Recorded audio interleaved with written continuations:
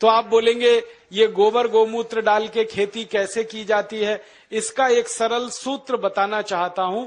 जो भी किसान भाई हैं वो इसको लिख लें अपने कागज पर, अपनी कॉपी पर, नहीं तो ध्यान से सुन लें, क्योंकि ये सूत्र बताने पता नहीं कब कौन दोबारा आपके पास आएगा।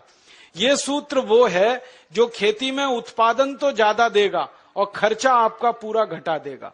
यूरिया का एक दाना डालना नहीं पड़ेगा और बहुत अच्छी फसल आपकी पैदा होगी। क्या करना है?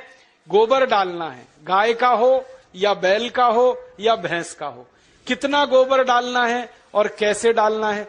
अभी कई बार हम गोबर डालते हैं तो क्या करते हैं, गोबर को इकट्ठा करते हैं, एक खड्डे में भरते जाते हैं, वो सूखता रहता है, फिर जब सूख जाता है तो उठाकर खेत में डाल देते हैं।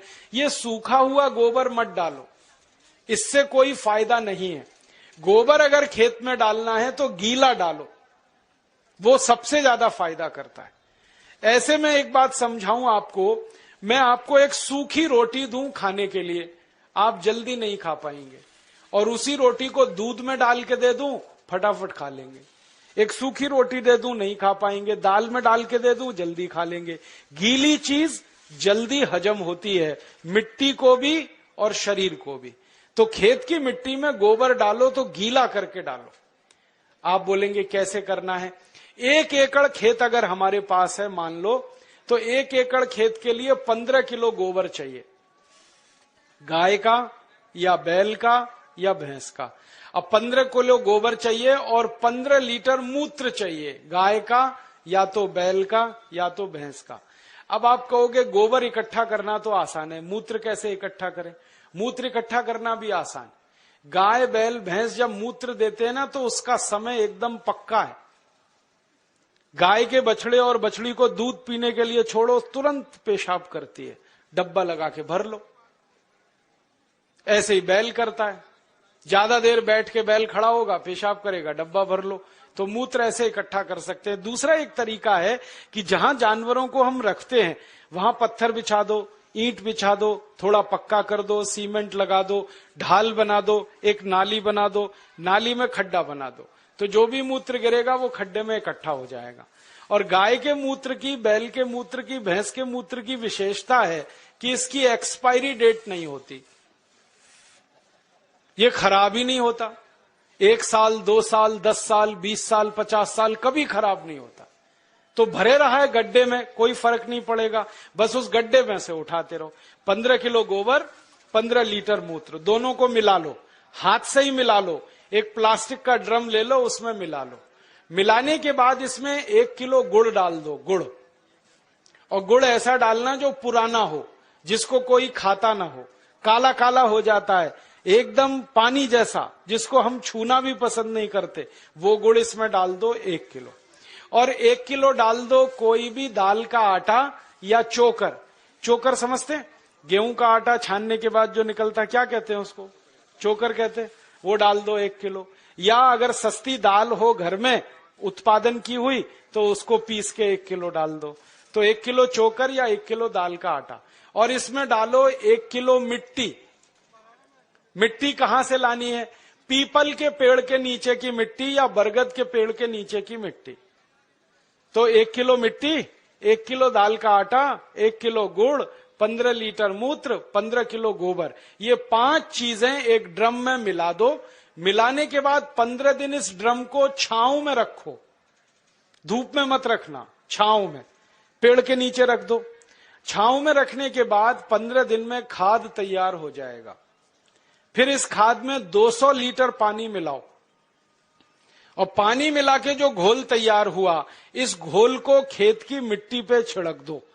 अगर खेत खाली है तो सीधे छिड़क दो, और खेत में फसल खड़ी है तो पानी के साथ इसको लगा दो। फसल में आप पानी देते हो ना, उसमें डब्बे से मिलाते जाओ, पूरे खेत में पहुंच जाएगा। अब ये खाद गोबर, गोमूत्र, दाल का आटा, गुड़ और मिट्टी वाला जो तैयार होता है ना, ये यूरिया से 6 गुना ज्यादा ताकतवर है। हमने इसकी प्रयोगशाला में जांच कराई तो यूरिया डीएपी में जितनी ताकत है मिट्टी को देने के लिए, उससे 6 गुनी ज्यादा ताकत इसमें है। इसलिए इससे उत्पादन ज्यादा आता है। और इस खाद को हर 21 दिन में खेत में डालते जाओ। हर 21 दिन में अगर आपने डाला तो पूरे साल की एक साइकिल बन जाती है। जैसे 3 महीने की फसल है तो 4 बार डलेगा, 4 महीने की फसल है 5 बार डल जाएगा, 6 महीने की फसल है 7 बार डल जाएगा। हर 21 दिन पर यह खाद डालते जाओ। परिणाम क्या होगा? मिट्टी बहुत अच्छी हो जाएगी आपकी।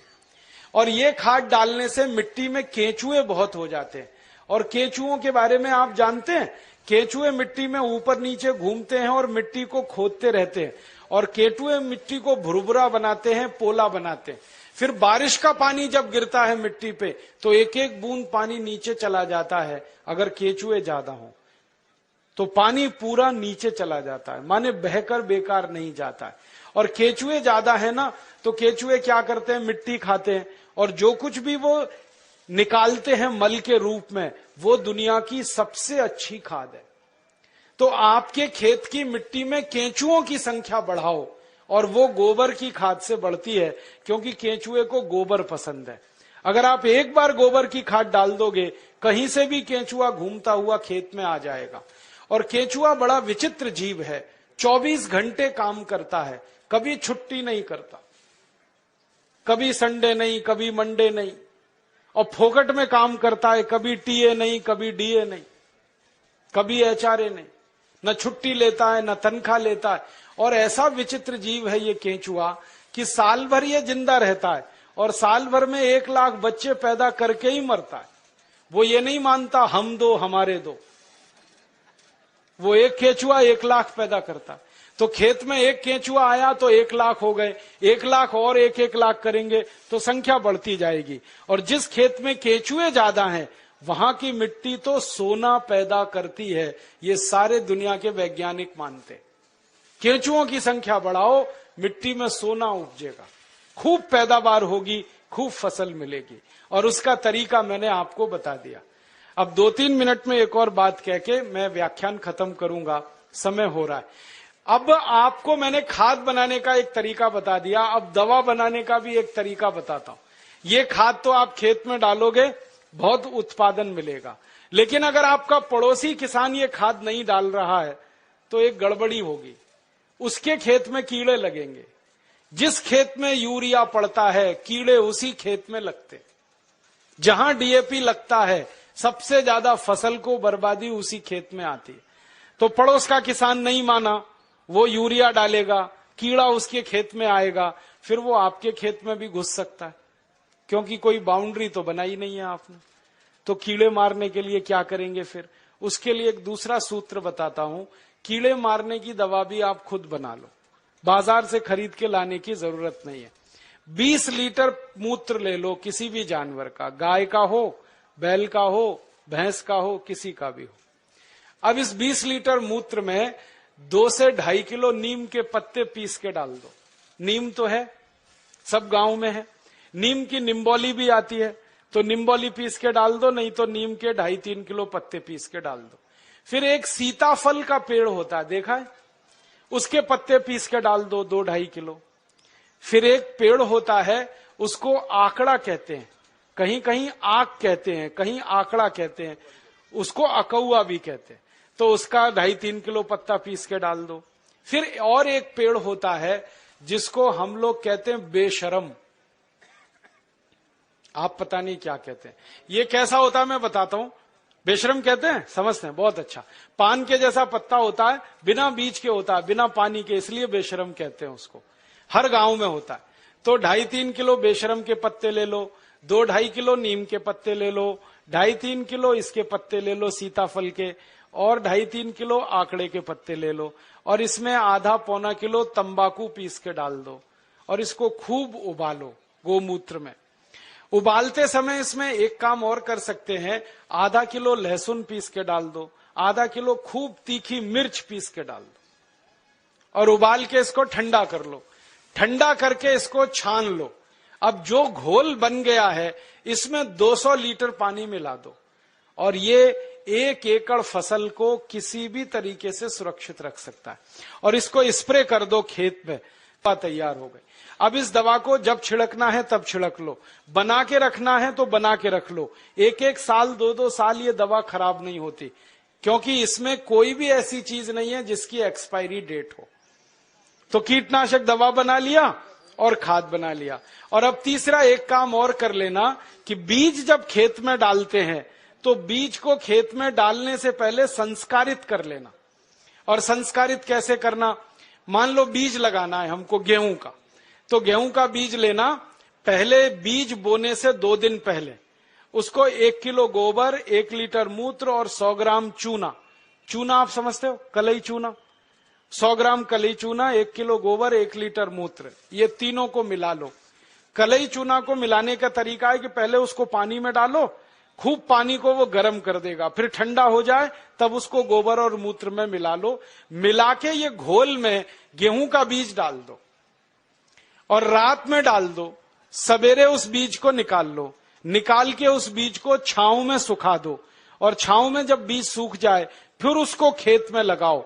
तो इस बीज पर कभी भी कीड़ा नहीं आता, कोई कीट नहीं लगता, इतना बड़ा इंतजाम पहले ही हो जाता है, तो खर्चा बच गया और उत्पादन ज्यादा आता है।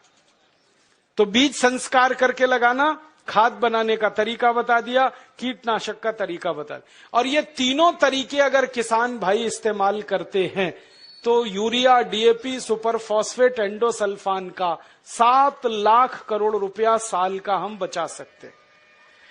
और ये रुपया बचा के गोबर गोमूत्र से खेती करते हैं तो जानवरों की संख्या बढ़ा सकते हैं, और जानवरों की संख्या अगर बढ़ती है तो दूध भी ज्यादा मिलेगा, गोबर गोमूत्र भी ज्यादा मिलेगा। और मैं आपको एक बात कहना चाहता हूं कि आप सब किसान इसी तरीके से गेहूं पैदा करो, चावल पैदा करो, चना करो, दाल करो।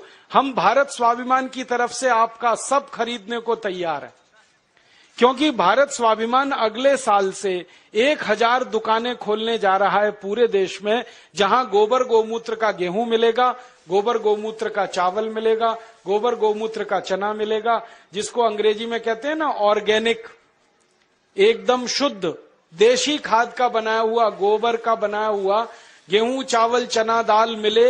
ऐसी 1000 दुकानें हम खोल रहे हैं। उन दुकानों पर आप जो पैदा करेंगे वो बेचने के लिए हम सुविधा देंगे, और आप बेचकर अपना मुनाफा रखो। दुकान चलाने के लिए 5-7% जो खर्चा आता है वो उसी में से निकल जाएगा। वो no profit no loss basis पे सारे देश में हम चलाना चाहते हैं। तो हम बेचने में मदद करेंगे, आप उत्पादन करो। और जब ये उत्पादन जरूरत से ज्यादा हो जाएगा तो हम इसको दुनिया भर के देशों में बेचना चाहते हैं, और दुनिया भर के देशों में ये बेचेंगे 4 गुना मुनाफा आएगा। मैंने लंदन में देखा, एक डिपार्टमेंटल स्टोर में यूरिया डीएपी का आलू है 1 स्टर्लिंग पाउंड का 1 किलो, और गोबर गोमूत्र का आलू है 4 स्टर्लिंग पाउंड का 1 किलो। 4 गुना महंगा बिकता है। मेरे कई दोस्त हैं, वो किसान हैं, महाराष्ट्र में आम की खेती करते हैं। वो गोबर गोमूत्र का आम अमेरिका को एक्सपोर्ट करते हैं, तो एक आम की कीमत 65 रुपए मिलती, और यहां यूरिया डीएपी का आम बेचते हैं तो 15 रुपए किलो में सब चला जाता है। कहां 65 रुपए का एक आम, कहां 15 रुपए का 1 किलो। तो मैं चाहता हूं कि सारे किसान जिनके पास सरप्लस प्रोडक्शन हो, उनको एक्सपोर्ट लाइसेंस उपलब्ध हो, तो सारी दुनिया में हम ये माल बेच सकते हैं। और पूरी दुनिया में भारत अकेला देश है जो ये सामान बेच सकता है, क्योंकि जो गाय और बैल हमारे पास है वो दुनिया में किसी के पास नहीं। दूसरे देशों के पास जो गाय है वो जर्सी गाय है, होलेस्ट्रियन और फ्रीजियन है, उसका गोबर ही काम का नहीं है, वो बिल्कुल बेकार, उसका मूत्र भी काम का नहीं। देशी गाय है ना, उसी के गोबर में ताकत है। जर्सी और विदेशी गाय का गोबर तो बिल्कुल बेकार है। तो इसमें जब गोबर लेना तो देशी गाय का, और मूत्र लेना तो देशी गाय का। और एक छोटी सी आखिरी बात कहता हूं किसानों के लिए, कि जिस गाय का गोबर गोमूत्र खेत में डालो 7 लाख करोड़ बचे। इसी गाय का, देशी गाय का मूत्र अगर आप पीना शुरू करो तो 6 लाख करोड़ और बचेगा, बीमारी ही नहीं आएगी। और गाय का मूत्र पियो तो सब बीमारी मिट जाएगी। मैं पिछले 12 साल से परीक्षण करता हूं, 48 बीमारियां हमारे शरीर की ऐसी हैं जो गाय के मूत्र से जड़ से ठीक हो जाती हैं। Tuberculosis, diabetes, arthritis, osteoarthritis, rheumatoid arthritis, bronchitis, bronchial pneumonia, ऐसी खतरनाक 48 बीमारियां गाय मूत्र पीने से जड़ से ठीक हो जाती। आप बोलेंगे कैसे पीना है? आधा कप गाय का मूत्र सवेरे सवेरे खाली पेट पीना है, सवेरे सवेरे रोज बस, और देशी गाय का पीना है। 3-4 महीने लगातार पी लो, सब बीमारी मिट जाएगी। आंखों में बीमारी है तो एक एक बूंद गाय का मूत्र आंखों में डाल लो, आंखों की बीमारी मिट जाएगी। कान में बीमारी है, कान में डाल लो, कान की बीमारी मिट जाएगी। सिर के बाल अगर झड़ते हो और बहुत ज्यादा रूसी आती हो, डैंड्रफ, गोमूत्र को पानी में मिला के बाल की मालिश कर लो, वो भी बीमारी मिट जाएगी। पांव में ठेक पड़ जाती है कई बार, और पांव कट जाते हैं, फट जाते हैं, क्रैक्स, गाय मूत्र की मालिश करके रात को सो जाओ, ये बीमारी भी मिट जाएगी। खाज हो जाए, खुजली हो जाए, गोमूत्र की मालिश करो, खाज खुजली मिट जाएगी। दाद हो गया, एक्जिमा, सोराइसिस, उस पे मालिश करो, वो भी मिट जाएगी। ऐसी बीमारी नहीं जो गोमूत्र से ना मिटे, बस इसको पीना है और लगाना है। अब बहुत लोग कहते हैं गोमूत्र पिएंगे कैसे, उसमें बास आती है। तो मुझे ये बताओ, दारू कैसे पी लेते हो? उसमें तो और भी बास आती है। दारू की बोतल पे बोतल गटक सकते हैं तो गोमूत्र क्यों नहीं पी सकते? बस आधा कप पीना है। और आपको एक बहुत अच्छी बात बताता हूं कि जो लोग आधा कप गोमूत्र रोज पी सकते हैं, उनकी दारू छूट जाती है, क्योंकि गाय के मूत्र में भी सल्फर है और बहुत अधिक मात्रा में। दारू छूटती है, बीड़ी छूटती है, शराब, गुटखा, मावा, पान पराग सब छूट जाता है। और कभी कभी मुंह खराब हो जाता है ना, गुटखा खा खा के, और इतना खराब हो जाता है कि मुंह में फोड़ा हो जाता है, जिसको हम कैंसर की पहली स्टेज कहते हैं।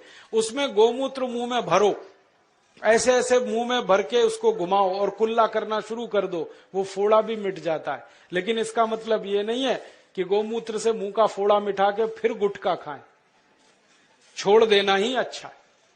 तो आप इस गोमूत्र का दवा के रूप में इस्तेमाल करो, व्यसन को छोड़ने में इस्तेमाल करो, शरीर की बीमारियों को दूर करने में इस्तेमाल करो। माताएं बहनें यहां बैठी हैं, उनको एक बात बताने का दिल कर रहा है कि बहुत सारी माताओं बहनों को जब गर्भावस्था होती है ना, तो डॉक्टर कई बार कहता है कि सीजेरियन ऑपरेशन कराओ, नहीं तो बच्चा नहीं आएगा। और उसके 20 बहाने वो बताते, कभी कहेंगे जगह छोटी है, कभी कहेंगे ये बीमारी, कभी वो ये। आप कुछ मत करो, बस एक काम करना, किसी गाय की बछड़ी का मूत्र लेना आधा कप, और उसमें 100 ग्राम गोबर उसका घोल लेना। गोबर मूत्र घोल के उसको कपड़े से छान लेना।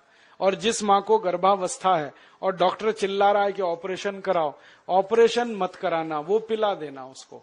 2-3 घूंट सुबह, 2-3 घूंट दोपहर, 2-3 घूंट शाम। रात को बच्चा अपने आप बड़े आराम से बाहर आ जाएगा, कोई ऑपरेशन नहीं करना पड़े। मैंने हजारों माताओं बहनों की डिलीवरी इस गोबर गोमूत्र से फोकट में कराई। और ये गोबर गोमूत्र में इतनी ताकत है, मैं आपको एक मेडिकल टर्मिनोलॉजी को सरल भाषा में समझाता हूं। बच्चा कई बार उल्टा हो जाता है गर्भाशय में, तो डॉक्टर कहते हैं अब तो कोई इलाज नहीं, काटना ही पड़ेगा पेट। गोबर गोमूत्र की 3 डोज दे दो, वो उल्टा बच्चा सीधा हो जाता है। गाय के मूत्र में इतनी ताकत है, इसलिए आप इसको पीना शुरू करो, पिलाना शुरू करो। इसका इलाज सबसे अच्छा है, खर्चा कुछ नहीं है, पैसे कोई जाने वाले नहीं, गाय अपने पास है। अब मैं क्यों कह रहा हूं ये बात, बार बार आप गाय का मूत्र पियोगे, अपनी बीमारी ठीक करोगे, तो आपके मन में गाय के प्रति श्रद्धा बढ़ेगी। अभी तक तो आप दूध पीते थे, लेकिन दूध तो गाय हमेशा देती नहीं है, तो उस गाय को कसाई को बेच देते हैं। अब मूत्र तो जिंदगी भर देगी। तो मैं किसानों से कहता हूं, गाय को दूध के लिए मत पालो, मूत्र के लिए पालो। दूध मिले तो बोनस है, मूत्र असली है। और जो गोमूत्र पीना शुरू किया, आंख में डालना शुरू किया, बीमारी मिटती है। आंखों की एक बीमारी है जो दुनिया में कभी ठीक नहीं होती, उसको रेटिनल डिटैचमेंट कहते हैं। अमेरिका में भी इलाज नहीं है उसका। और एक ग्लूकोमा, बिना ऑपरेशन ठीक ही नहीं होता। ये दोनों बीमारी एक एक बूंद गोमूत्र से 3 महीने में जड़ से मिट जाती है। जिनको चश्मे चढ़ गए ना, चश्मा उतारना है तो गोमूत्र डाल लो तो चश्मा उतर जाता है। सब तरह की बीमारी आपकी खत्म करता है गाय का मूत्र, क्योंकि गोमूत्र में 18 तरह के रासायनिक तत्व हैं। सल्फर उसमें है, कैल्शियम उसमें है, आयरन उसमें है, मैग्नीशियम उसमें है, मैग्नीज उसमें है, भगवान के दिए हुए हैं, प्रचंड मात्रा में है, मुफ्त में है और बिना किसी साइड इफेक्ट के। तो गोबर गोमूत्र को खेत में डालो तो यूरिया का खर्च बचेगा, शरीर में पियो तो 6 लाख करोड़ की बीमारी का खर्च बचेगा। तो खाली गाय से ही एक साल में इस देश का 15 लाख करोड़ का फायदा हम करा सकते हैं। और ये ताकत हम में से हर किसान में है, और ये ताकत का अंदाजा किसानों को लग जाए तो भारत देश को सोने की चिड़िया बनने से कोई नहीं रोक सकता, और हमको आगे आने से कोई नहीं रोक सकता। हम तो पैदा करके दुनिया को खिला सकते हैं, इतनी ताकत गाय के गोबर और मूत्र में। बस अब एक काम करना, एक संकल्प ये लेके यहां से उठना कि गाय पालेंगे, उसको कसाई को नहीं बेचेंगे। मुझे दुख इस बात का है, गाय पालता है हिंदू, काटता है कसाई। क्यों? हिंदू बेच देता है, कसाई काट देता है। और हिंदुओं को पूछो भाई गाय क्यों बेची, कहने लगे जी दूध नहीं देती। दूध तो थोड़े दिन के बाद अपनी अम्मा भी नहीं देती, उसको भी बेचोगे? गाय अपनी मां के जैसी है, उसको कभी बेचना नहीं, किसी कसाई को देना नहीं, बहुत पाप पड़ेगा। अगर उसकी मृत्यु होती है तो ऐसे ही उसका अंतिम संस्कार करो जैसे अपने घर के लोगों का किया जाता है। अच्छा सा खड्डा खोद के उसको गाड़ दो। और मैं तो एक तरीका बताता हूं कि गाय मर गई तो उसका चमड़ा कभी मत उतारना, बहुत पाप लगता है। उसको ऐसे का ऐसा ही दफन करना, खड्डा खोद के, और जहां गाय को दफन किया वहां आम का एक पेड़ लगा देना। 3 साल में वो पेड़ इतने फल देगा कि आप तोड़ते तोड़ते थक जाएंगे। मैंने ये किया है, गाय का शरीर जिस मिट्टी में दफन हुआ वहां आम का पेड़ लगा दिया और दूर एक दूसरा आम का पेड़ लगा दिया। उस आम के पेड़ पे 100 फल आते हैं, तो गाय के शरीर वाले आम के पेड़ पे 400 से 500 फल आते हैं। 4-5 गुना ज्यादा उत्पादन है, और आम बड़ा होता है और एकदम मीठा होता है। माने गाय जिंदा रहते इतनी हमारी मदद करती है, मरने के बाद भी इतनी मदद करती है। इसलिए इसको कसाई को तो देना नहीं। और गाय को काटें, उसका मांस बिके 10,000 रुपए, गाय को जिंदा रखें और उसके मूत्र से दवा बनाकर बेचें तो साल की आमदनी 2 लाख रुपए है एक गाय की। इसलिए गाय फालतू नहीं है, बहुत कीमती है, बहुत मूल्यवान है। तभी तो हमारे बुजुर्गों ने, पुरखों ने कहा कि गाय में 33 करोड़ देवता हैं। ये कोई सामान्य बात नहीं है। और जो देवता है ना, उनमें गोबर में तो लक्ष्मी है और गोमूत्र में धन्वंतरी है। ये अब समझ में आया। मेरी अम्मा मुझे समझाती थी, दादी, कि गोमूत्रे वसति लक्ष्मी, गोमय वसति लक्ष्मी, गोमूत्रे धन्वंतरी, ऐसा एक संस्कृत सूत्र हमने सीखा था। अब गाय के मूत्र में धन्वंतरी, गोबर में लक्ष्मी, तब समझ में नहीं आया, अब आया कि गोबर डालते हैं खेत में, खूब अन्न पैदा होता है और बहुत महंगे दाम पर विदेशों में बिकता है, तो डॉलर के डॉलर आते हैं। तो लक्ष्मी ऐसे है गोबर में। और मूत्र को उपयोग करते हैं तो बीमारी मिटती है, बीमारी मिटे तो धन्वंतरी ही है। फिर तो गोबर गोमूत्र में भगवान है, ये ध्यान रख के आप अपने घर में गाय लेके आओ। और मेरा तो आपको कहना है कि जर्सी गाय जो गलती से लाई हो तो तुरंत बेचो, देशी लेके आओ। जर्सी बेचोगे तो 3 देशी गाय आएगी। जर्सी खाती भी ज्यादा है, हगती भी ज्यादा है और बिल्कुल बेकार है उसका गोबर, ना उसका गोबर काम का ना मूत्र काम का। आप कहोगे जो दूध ज्यादा देती है, वो दूध बिल्कुल बेकार है, कोई पीने लायक नहीं है। दुनिया के किसी देश के लोग जर्सी गाय का दूध नहीं पीते, भारत को छोड़कर। डेनमार्क में सबसे ज्यादा जर्सी गाय है, फिर भी वो दूध नहीं पीते, क्योंकि कहते हैं इससे कैंसर होता है, अर्थराइटिस होता है। तो इस जर्सी गाय को बेच के देशी गाय लाओ और उसको पालो, तो आपका ये जीवन सुधरेगा, परलोक भी सुधरेगा। और मैं तो मानता हूं गाय का सबसे बड़ा मूल्य है, सवेरे ही सवेरे सोकर उठो और गाय के चेहरे का दर्शन करो तो भगवान का दर्शन हो गया। इतना आनंद और इतनी खुशी मिलती है गाय का दर्शन करने में। आंखें देखो कितनी सुंदर हैं, चेहरा कितना सुंदर है।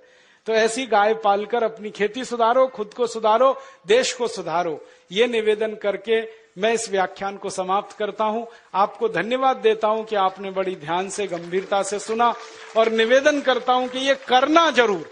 अच्छा, ये बताओ, करोगे? कौन कौन करेगा? जरा हाथ तो उठाओ। बहुत बढ़िया।